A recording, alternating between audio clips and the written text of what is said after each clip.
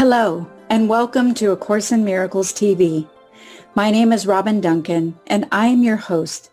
Our topic today is, what is A Course in Miracles? And I thought we'd do something a little different today. I'd like to give you a brief tour of what A Course in Miracles is, how it came to be, and how it can be useful in your life. I was introduced to A Course in Miracles in the mid-90s by my friend Terry, who is now my husband. I was in the middle of a very dark time in my life, and Terry always had just the right words to cheer me up. I finally asked him, "How do you always know what to say? How do you pray like that?" He said, "Oh, it's just this book I'm reading called A Course in Miracles." I said, "Well, I need to get a copy of that book." And there it began. One of the first things I noticed from studying the Course is a much greater sense of peace. It felt like a weight was lifting off of me. In my adult years, I had drifted away from a daily relationship with God, and I could feel myself beginning to rejoin with what I had been missing, and it felt good. I had grown accustomed to things not working in my life, and I realized that even with my smartest ideas, I was still in a very painful situation.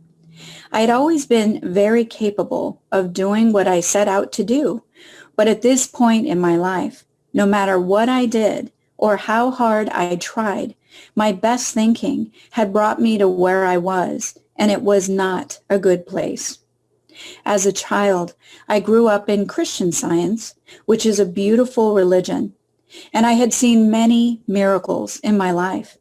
But somehow, once I became an adult with children, my level of fear increased, and I began to doubt myself and my faith. I was worried that if my faith was not strong enough, it would not go well for my children. In hindsight, I think I drifted away from my relationship with God purely out of busyness and fear.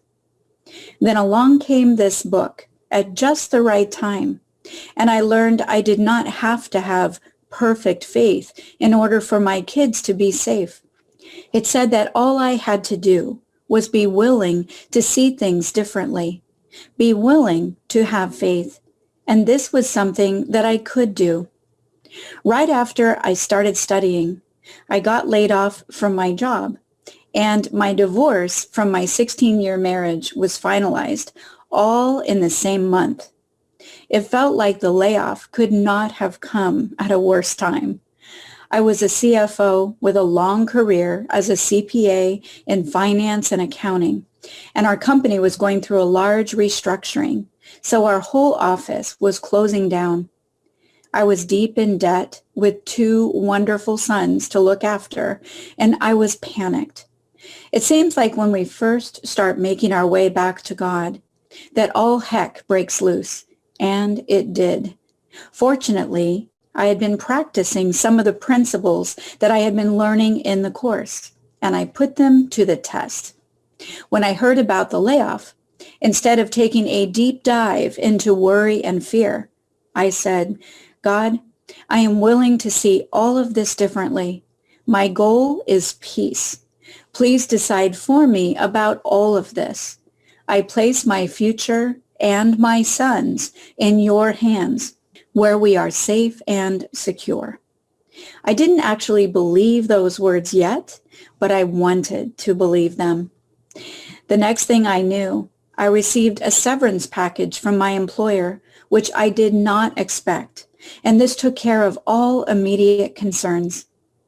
The next thing that happened is that a position was created for me at one of the Big 4 accounting firms where I had once worked before, and everything started moving in a good direction. I was even able to work from home with the same salary I had earned before. So what my ego was trying to use against me, God was able to use for me and bless me on top of that. It was the first time in years that I was able to take the summer off before my new job started and spend it with my kids. Everything around me was moving and changing, yet there was this sense of life being sorted out so I could move towards happiness.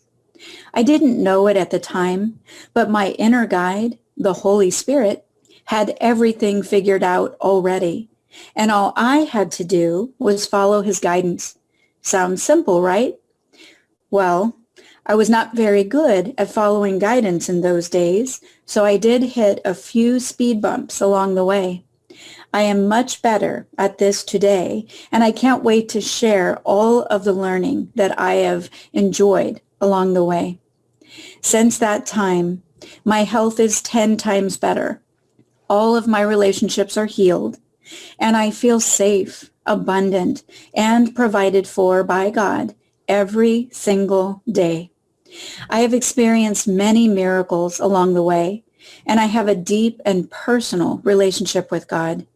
As a bonus, my level of fear and stress and anxiety is dramatically lower. I had no idea at the time that A Course in Miracles was going to help me with all of those things, but it did, and I am so grateful. The A Course in Miracles book was scribed by Helen Schucman.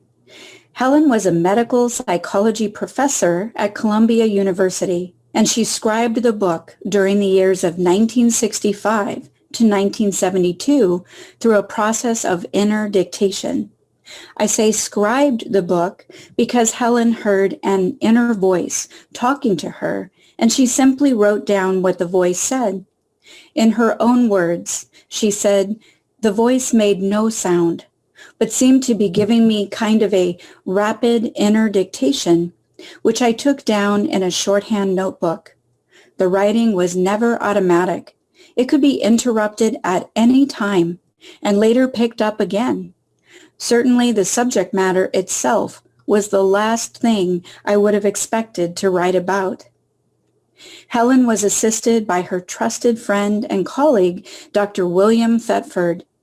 Bill Thetford, as he was known, was also a professor of medical psychology at Columbia. Can you imagine being a professor at a well-known university and you are hearing an inner voice talking to you? This was also very alarming to Helen, at least until she realized what was happening. At one point, she asked the voice, "Why did you pick me?" And the voice said, "Because I knew you would do it." And she did. It all started around the spring of 1965, when Bill told Helen that he was fed up with the competition, the aggression, and the anger he was experiencing at work, which permeated their professional lives and the department that they worked in. He concluded by saying, "There must be another way of living," and Helen agreed with him and said she was going to help him find it. After that time, Helen began having prophetic dreams and visions and saw the figure Jesus more and more in her dreams. Finally, in the fall of 1965, the now familiar voice said to her, "This is A Course in Miracles. Please take notes." So she did. Fortunately for us, she continued to write down what the voice told her over the next 7 years, with only a couple of small breaks in between. At one point, she asked the voice who it was, and he told her that he was Jesus. Now that might seem alarming to some people, yet once you read the deeply profound and loving teachings in this book, you recognize the wisdom and the consistency of the teachings, and you realize that it could not have been written by a human. It is something much greater and wiser, and it seems to answer the last remaining questions that some of us have.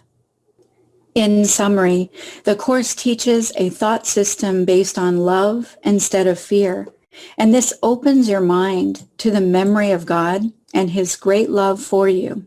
This book is not intended to replace any other spiritual text. In my observation, it is a loving solution to offer help where help was needed. There are so many interesting parts of Helen's journey as she scribed the Course, and there are books that share the more personal details of her life and experience. Almost every evening for 7 years, Helen would write down what the voice told her in shorthand, and then the next morning she would take it into work, read it to her friend Bill, and then Bill would type it up on his typewriter. It was truly a collaboration of love. There were several other key helpers along the way in bringing the course and its teachings to the world, such as Ken Wapnick, Robert Scutch, and Judy Scutch Whitson. Every person had an important role to play, and they played their roles beautifully. The book is often referred to as the course for easy reference, and depending upon which version of the book you purchase, the all-inclusive version includes a preface, the text, a workbook for students, a manual for teachers, clarification of terms, and supplements. The names of the collaborators in the recording of the course do not appear on the cover because they felt that the course should stand on its own. And the course was first published by the Foundation for Inner Peace in 1975. The course is now available worldwide in 27 different languages. You can find out more about its history and creation at ACIM.org. Now I'd like to share a few of the principles taught in A Course in Miracles. I can only give you my interpretation of what I learned, but I think it will be helpful as you study the book. Let's begin with some of the basics taught in A Course in Miracles. You are the holy child of God, and God is the creator of all in all. God is pure love with no opposite. He created everything, and his creation is perfect, holy, changeless, and of love. You are created by God, and therefore you are perfect, holy, changeless, and of love. You are the holy child of God, eternal spirit, one with him, free of all limits, safe, healed, whole, and complete. You are worthy of everything good because God created you as worthy. You are like the rays of the sun unto the sun. You extend your light into the world, but you are not the source of your light. You are the extension of the light that you bring. You are whole because God created you as whole. You are loved because God created you as love. God is the one true cause, and you are the effect of the cause. You cannot change or alter yourself, for what God created cannot be changed. You have the power of choice because you are unlimited. You can believe that you are changed or different from what God created you to be, but you cannot actually alter or change yourself in truth. Only what God created is real. You might think of what is real as having these attributes. What is real is eternal, changeless, and always of love. What God did not create is not real. Since God created everything, and it is real and good and perfect, anything not created by God is unreal and represents nothing. Now, somewhere along the way, the Course says that we played what if, and then we got lost in that idea that we could be separated from God, an impossible idea. The Course calls this idea the crazy, mad idea. But here's the problem. By accepting the false idea that separation is real or even possible, we are now projecting a world outside of us that represents that false idea. You have to remember that you are one with God, the holy child of God. That is a very big deal. If we hold a thought in our mind as the holy child of God, and that thought is not true, we then project that thought as if it is true. And this can be very, very deceiving. As the holy child of God, we have the capacity to decide against ourselves. Yet we do not have the capacity to actually change or alter ourselves or our true identity. What God created is eternal and cannot be changed. This may sound far-fetched, yet think about our nighttime dreams. In our nighttime dreams, we have the capacity to make up an entire world of people, events, weather, all the rest, right between our ears. We are not aware of the unreality of our dream until we wake up. The Course is helping us understand that we are not fully awakened yet. We think we are because we wake up to a consistent experience every day that picks up where the last day left off. This is by our own design. And the reason is this. We have become so invested in the people and the places and the things in our daytime dreams that we are actually keeping ourselves from a full awakening. These investments with the people or the figures in our dream are called special relationships, and the Course has much to say about them and how they can be healed. The Course reminds us that in the Bible, it says that Adam fell asleep, but it does not say that he woke up. The truth is that we have never been separated from God, and we never will be.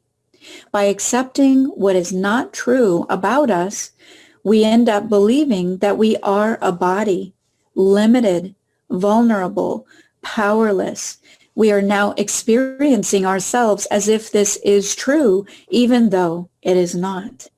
The moment we accepted the false idea that separation was even possible, God gave us the Holy Spirit as an inner guide to gently awaken us and show us our way back to what is true. The Holy Spirit is a bridge of consciousness. He knows the absolute realm of God intelligence, and he also knows all about our fears and illusions. Like when we don't know how to make our next mortgage payment, he even knows about that. He is a perfect inner guide. And he does not fail in guiding us on what to do, what to say, and when to do it to ensure a peaceful outcome. In Chapter 20, Section 8 of A Course in Miracles, it says, "Truth is restored to you through your desire, as it was lost to you through your desire for something else. Open the holy place that you closed off by valuing the something else, and what was never lost will quietly return. Vision would not be necessary had judgment not been made. Desire now its whole undoing, and it is done for you." Now, I don't think that we meant to value something else. I think we accidentally accepted the false idea that we could be separated from God, and the projection of that idea terrified us. By accepting what is false in the place of the truth, we have now spent our lives trying to find our way back out of fear. This is why the Holy Spirit is essential in the whole undoing of our misperception. It's kind of like this. If you got yourself lost, would you be the best person to ask about how to find your way back home? Probably not. It is very important to understand that we do need God's help and that we ask for it frequently, as much as we think of it. So think about this. Let's say that you once knew yourself to be brighter and more powerful than the light of the sun. And then one day you played around with the idea that you could be without that light. And then whammo, the lights went out, or at least they seem to. You have to remember that you are the holy child of God. And if you play around with an idea, even though it is false, you are likely going to see that idea in one form or another. So now, here we are, trying to find our way around in darkness in a heightened level of fear. Instead of enjoying the happiness of our heavenly home, We are now focused on survival and trying to navigate in the darkness.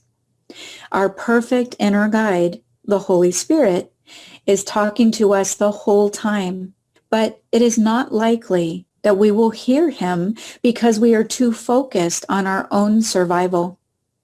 The ego is the part of our mind that we created that is holding this false idea of separation in place.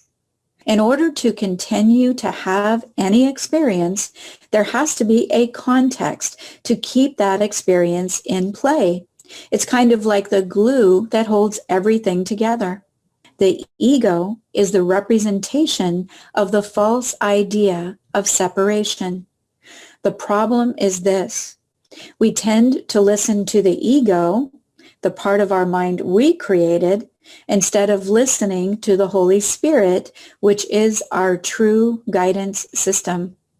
This is called the split mind condition. Part of our mind is dedicated to listening to the Holy Spirit, and part of our mind is listening to the ego, which is very committed to keeping us asleep and dreaming. You can think of it this way. In every moment, you have two teachers talking to you. One is the Holy Spirit, which I call the teacher of peace, and one is the ego, the one we made, which I call the teacher of pain. The one you listen to will determine the outcome you will have. Now, the teacher of peace is always leading you directly towards a peaceful outcome and all of the blessings that God has already given you. And the teacher of pain is always leading you deeper and deeper into despair, pain, lack, loneliness, and trying to validate that the false idea of separation is real. Now, the Holy Spirit represents the light of truth, and the ego represents the absence of truth. The Holy Spirit represents pure and perfect love. The ego represents the absence of love. The ego is not a thing. It is not a bully. It is not even a force. It is the absence of what God created, which in and of itself is nothing. Since God created everything, the ego is the absence of everything, and therefore it is nothing. But the problem is this: we do not see it as nothing. We listen to this part of our mind as if it has something to offer. And while we are listening to our ego, we are not listening to God. And then we feel powerless and alone. The Course reminds us again and again that truth and illusions are irreconcilable. When you engage with one, you forfeit your awareness of the other. When you engage with the ego, you are forfeiting your awareness of the Holy Spirit, at least for that moment in time. Let's look at truth versus illusion.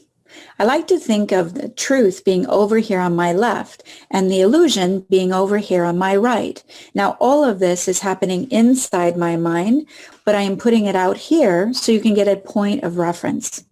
So if the truth is over here and the illusion is over here, the Course is reminding us that we can only focus on one at a time. And when we do focus on our illusions or our projections, then we become unaware of the truth, and that's when everything gets off track. We are also unable to hear the voice of the Holy Spirit, which is our guide, which is healing our mind and showing us our way back to what is true. I can actually block all of the light of the solar system with one simple decision. Pretty powerful, right? If I simply do this, do you realize all of the light of the solar system is now blocked from my eyes? Have I changed the solar system? I have not. But I have completely changed my experience of that system. So as block your awareness of the truth over here by engaging your ego, you will feel like the light went out. You will feel like God is not there. You will feel like you are unsupported, powerless, and alone. But you are not. You are simply not aware of your own support system. In chapter 6, it says, when God created you, he made you part of him. That is why attack within the kingdom is impossible. You made the ego without love, and so it does not love you. You could not remain within the kingdom without love, and since the kingdom is love, you believe that you are without it. Did you hear that part? You believe you are without God's kingdom. This is false. It has never happened. This enables the ego to regard itself as separate and outside of its maker, thus speaking for the part of your mind that believes that you are separate and outside the mind of God. You see, you are never outside the mind of God, but this part of our mind called the ego is convincing you every single day that this separation has occurred, that you are outside the mind of God, and now you are vulnerable and powerless, and you have to fight for everything you have. The bottom line is that our one problem is that we accepted that we could be separated from God. And now it feels like the lights went out, but they have not. This is the good news. Now, instead of seeing ourselves as eternal spirit, whole, complete, happy, and blessed, as God created us, we are now seeing ourselves as a body, less than whole, finite, lacking, inadequate, vulnerable, powerless, sometimes sick, and alone. Remember that the ego represents the absence of love. So it comes across almost like a drug dealer. Those are my words. It is always offering, always selling, always trying to get you to engage in what is false so that you will forget about what is true.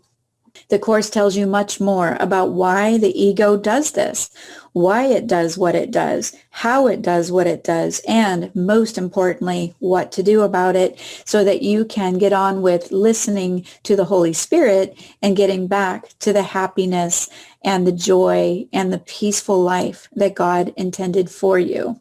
It is almost like we made up a monster in a laboratory, and now he is taking the place over. We forget that we created him out of projection, and we have help in undoing him completely. Now, once the Holy Spirit has a little floor time with our mind, with our invitation, he will heal our thoughts, and the world we see through projection will reflect that healing. This is called cause and effect. Once we fully awaken and the truth is remembered that separation is not real and therefore projection will have no purpose. Let's talk more about truth versus illusion. It's very important to realize that truth cannot be brought into illusions because in truth they are not real. But we can bring our illusions to the truth. So if we have Holy Spirit over here in our mind and we have our ego over here in our mind, we have to take our illusions as we see them, our problems as we know them, bring them over to the Holy Spirit. It's a one-way street. It can only go from illusion to the truth, right? And we're also going to give the Holy Spirit all of our thoughts that are putting the problem in its place. So we give the Holy Spirit our thoughts and the problem. We turn it over on this one-way street and we give everything over to the light of truth. And this is the beginning of the healing of our mind. And remember, the bonus is, as our mind is healed, we're going to see that healing reflected in our life, which is what I have seen and so many of my dear friends have seen as we have traveled this journey together. Let's talk a little bit about extension versus projection. Extension is what we naturally do, as though we are the rays of light to the sun, but we are the rays of the light to the source of light, being God himself. And we extend that light that we are forever and ever. Now, projection is something we do as we accept what has never occurred into our mind. We now project that idea, even though it's false, in front of us. That's called projection. It's almost like a movie theater projector, only the projector is right here in our mind, and the movie screen is your life as you know it. Now, that's not to dismiss your life or make it unimportant or not valuable in some way. What it does do is it helps us to understand that the projector is here, and with the guidance from our perfect guide, this can be healed. The projector and the life we see, the one that we live in, is going to reflect that healing. So this is really good news because we're going to actually get to see things change for the better. The Course tells us that we must understand that we are the dreamer of our dream and that we are looking at the story that we made up. We are not looking at the truth. It is as if we are looking at the inside of our hand if we cover our eyes and we are experiencing darkness, but the light has never changed. Every person is playing out the role that we assigned to them. And of course, it tells us exactly what to do about all of this to get things turned around. Now, when we look out into the world, we are not looking at the truth. We are looking at our own false images in the place of the truth. The Course teaches that our eyes do not see. Our eyes report what we believe to be true in the place of truth. The people you see in the world are playing roles with you, just like they do in your nighttime dreams. They are reflecting your deepest thoughts and beliefs. This is why forgiveness is such an important concept in A Course in Miracles. It is through forgiveness that we release from what our ego is offering over here, and we are able to pay attention to what the truth is being offered over here. It is through forgiveness that the Holy Spirit is given permission to enter your mind, heal those thoughts that are creating all the problem over here, and give you another way to look at things. You remember at the beginning where Bill said to Helen, there must be another way to live, and I'm going to find it. And that was the beginning of the journey through A Course in Miracles. They were looking for another way to see that would bring them vision and wisdom. And that's what it's bringing to us now. The Course teaches that forgiveness is unknown in heaven, where the need for it would be inconceivable. But in this world, forgiveness is a necessary correction for all the mistakes that we have made. Forgiveness is the means by which we will remember what is real and true. Through forgiveness, the thinking of the world is reversed, and we end up experiencing what's called the happy dream, which is a happy part of your life while we are being prepared to fully awaken. And all of this is under the guidance of the Holy Spirit. Only two purposes are possible. In the Course, it says that one is sin and the other is holiness. Nothing is in between, and the one you choose determines the one you see. Now, this might be a lot to hear, yet the Course offers many ways to practice and understand the value of what is being shared. This does not mean that we sit at home in our closet and we say, well, the world isn't real, so I don't need to go out there. This is a beautiful healing process guided perfectly by the Holy Spirit. We can walk anywhere, we can go anywhere, and we take our guide with us.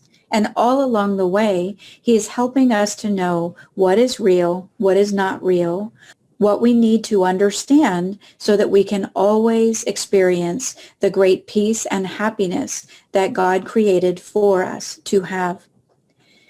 Now, once we, as the dreamer, have no value in the dream or in the pain that we have made, we are in the perfect position to turn our attention over to our inner guide, the Holy Spirit, and to let him show us everything we need to know to wake us up.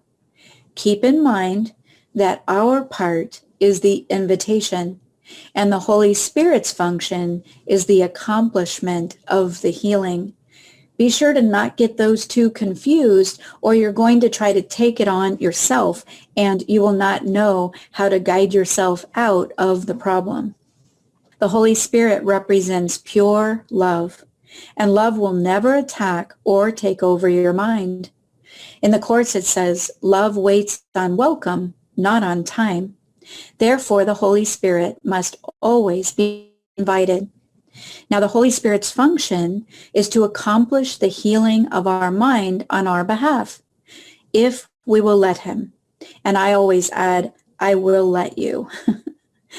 As we begin to awaken under the Holy Spirit's guidance, our darkened dreams become filled with light and love and healing and happiness, which places us in a natural transition to a fully awakened mind.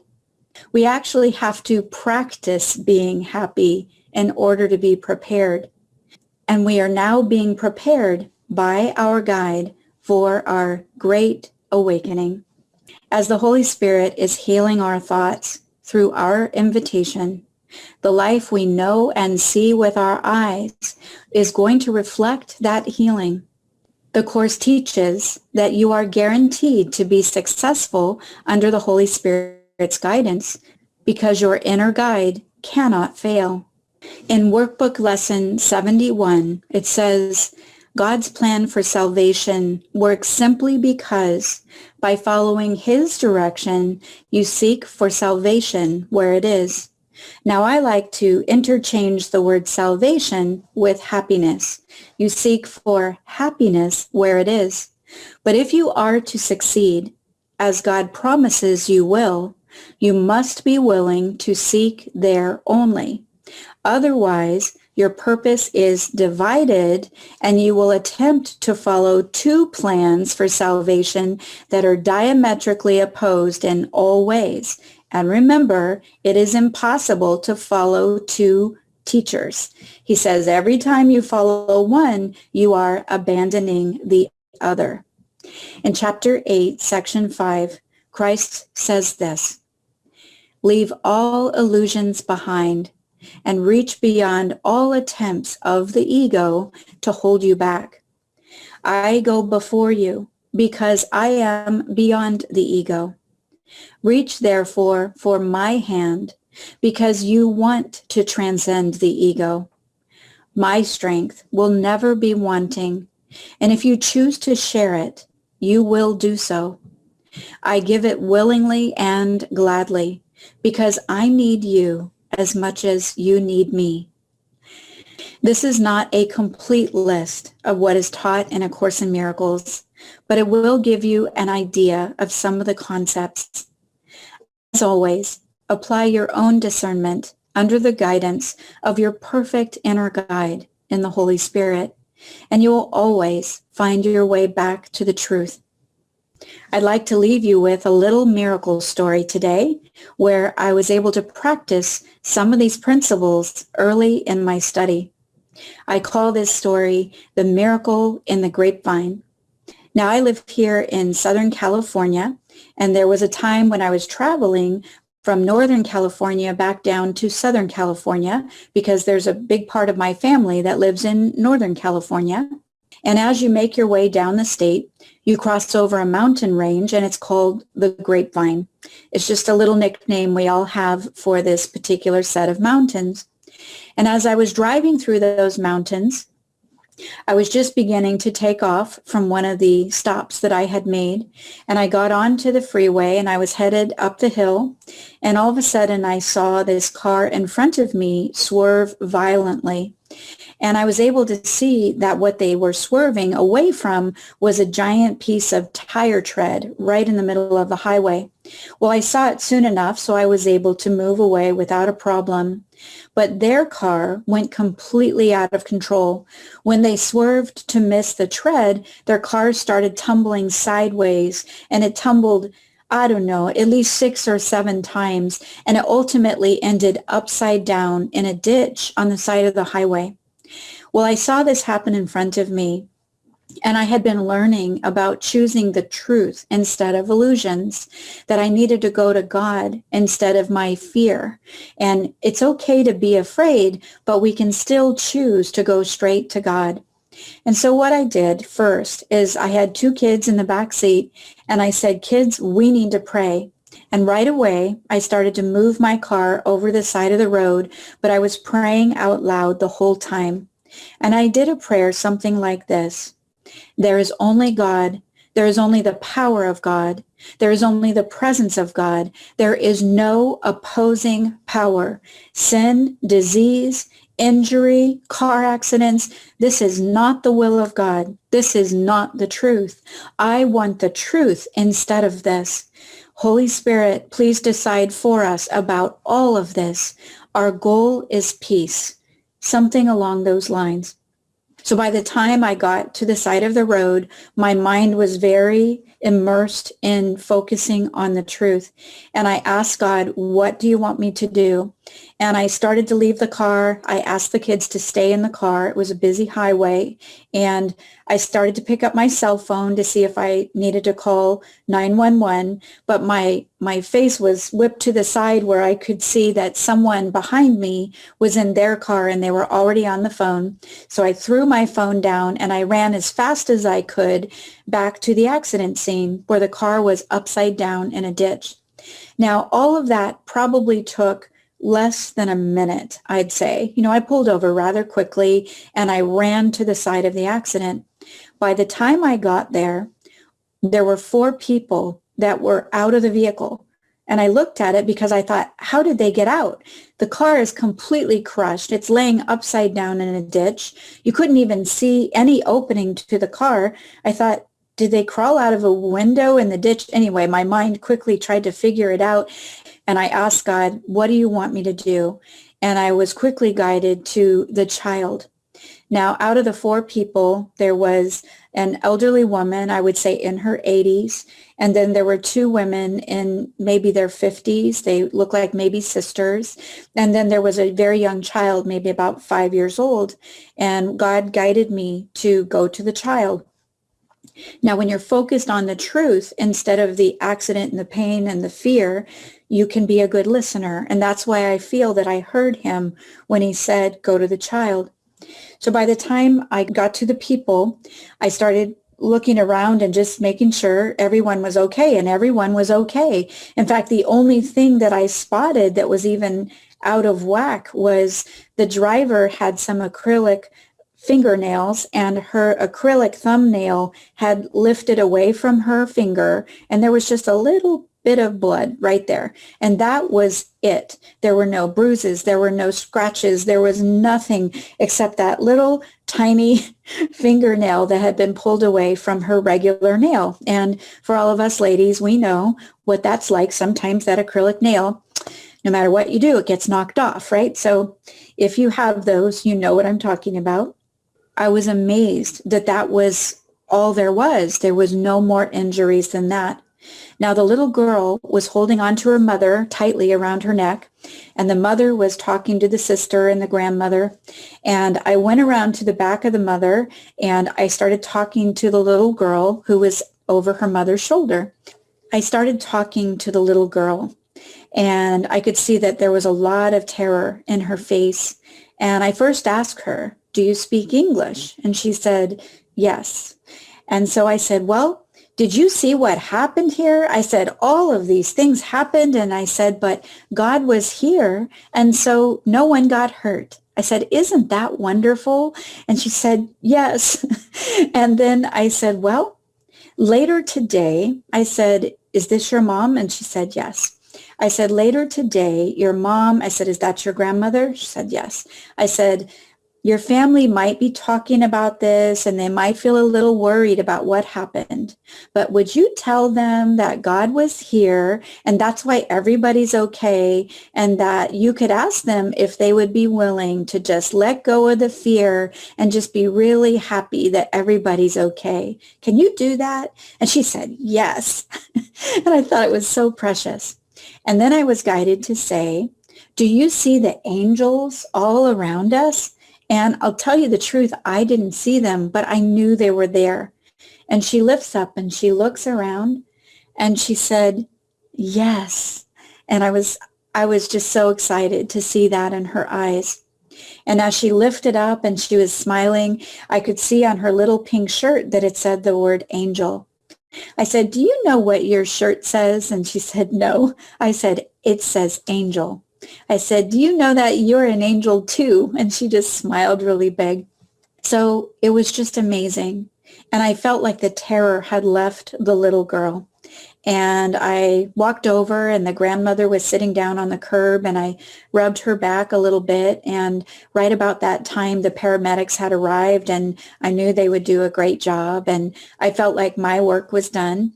And I did a little prayer of my own and just ran back to the car. And I felt this absolute joy in my heart to watch 4 people go through such a violent accident and to come out of it so quickly. It literally felt like they were airlifted from the car, and to have no injury other than a little broken thumbnail. So I am so grateful for the things that I've learned through the course. It has served me over and over and over again. I hope you'll join me in the study and that you will think about the principles that it's teaching, because it helps us to understand how the pain and the lack and the sickness and the suffering can stop. And we have a perfect guide in helping us all along the way. This is Robin Duncan with A Course in Miracles TV. Be sure to check out our website at acourseinmiracles.tv. This channel is offered for public benefit, and your donations are so greatly appreciated. Thank you for joining us, and remember to expect miracles, and have a blessed day.